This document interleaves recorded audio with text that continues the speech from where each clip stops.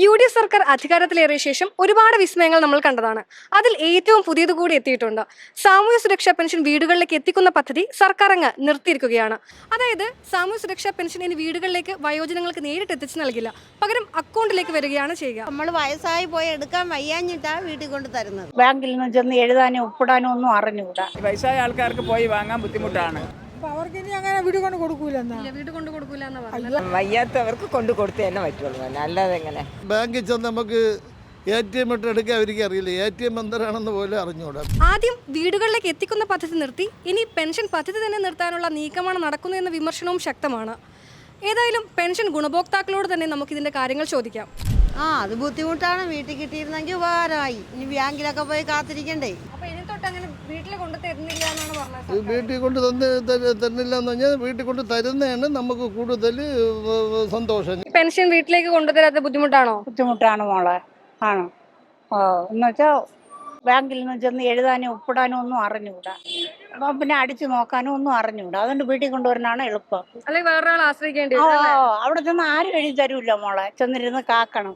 കഴിക്കാൻ വയ്യാത്തവരൊന്നും ഓടിച്ചെന്ന് എടുക്കാനൊന്നും പറ്റൂല. അല്ല ബാങ്കിൽ ചെന്നൊന്നും ഒപ്പിട്ട് ഒരാളിൻ്റെ സഹായം ഇല്ലാതെ ബാങ്കിൽ ചെന്ന് ഒപ്പിട്ട് വാങ്ങിക്കാനൊന്നും പറ്റൂല മക്കളെ. സെക്യൂരിറ്റി എടുത്ത് പറഞ്ഞാൽ പറയും സെക്യൂരിറ്റി എഴുതി തരാൻ പറ്റൂല, ഞങ്ങൾക്ക് അതിൻ്റെ റൂളില്ല എന്ന് പറയും. പിന്നെ നമ്മൾ ആരെങ്കിലും കാല് പിടിക്കുന്നോടെ ചെന്ന് നിന്ന് മക്കള് സഹകരിക്കില്ല. ചിലവർക്ക് പോയി എടുക്കാനുള്ള ഇതില്ല. ചിലപ്പോൾ പോസ്റ്റ്മാൻ കൊണ്ട് കൊടുക്കുന്നതും കാത്തിരിക്കും.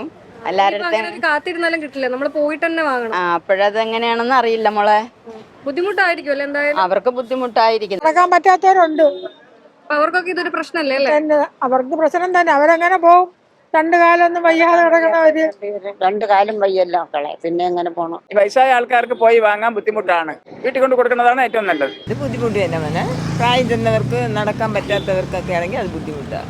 എഴുതാനും വായനൊക്കെ അറിഞ്ഞുകൂടാത്തവരാണ് മിക്ക ആളുകൾ ഈ പെൻഷൻ വാങ്ങിക്കണത്. ഇപ്പൊ കൊടുത്തോണ്ടിരിക്കുന്ന പോലെ തന്നെ തുടരുന്നതാണ് നല്ലത്. കാര്യം എന്തെന്ന് പറഞ്ഞു കഴിഞ്ഞാൽ 10, 60, 70, 80, 90 വയസ്സായവർക്കൊക്കെ ബാങ്കിൽ ചെന്ന് നമുക്ക് ATM ഇട്ട് എടുക്കാൻ അവർക്ക് അറിയില്ല. ATM എന്തരാണെന്ന് പോലും അറിഞ്ഞുകൂടാ. ബാങ്കിൻ്റെ ചെന്നൊരു ഒപ്പിട്ട് കൊടുക്കാൻ പോലും അറിയില്ല. അപ്പം ആ സ്ഥിതിക്കാണെന്നുണ്ടെങ്കിൽ ശരിക്കും വീട്ടിൽ കൊണ്ട് കൊടുക്കുന്നതാണ് ഉത്തമം. പ്രായമായ ആളുകളും ആരോഗ്യപരമായിട്ടൊക്കെ ബുദ്ധിമുട്ട് അനുഭവിക്കുന്ന ആൾക്കാർക്കുമൊക്കെ പെൻഷൻ വീട്ടിൽ കിട്ടുന്നത് തന്നെയാണ് നല്ലത്. വീട്ടിൽ കിട്ടുന്ന ഇത് ബാങ്കിലൊക്കെ പോയി എടുക്കണമല്ലോ. അപ്പോൾ അതാണ് നല്ലത്. വീട്ടിൽ കൊടുക്കണേന് വീട്ടിൽ കൊണ്ട് കൊടുക്കണേന് നല്ലത്. ഇതുവരെ ഉണ്ടായ ആ രീതി തന്നെ മതി. ആ രീതി തന്നെ മതിയോളെ. അത് മതി. എങ്കിൽ അവരെ പിടിച്ചോണ്ട് ഒരാൾ വരണം. വയസ്സായ ആൾക്ക് അങ്ങനെയൊക്കെ വേണ്ട ചെയ്യാനായിട്ട്.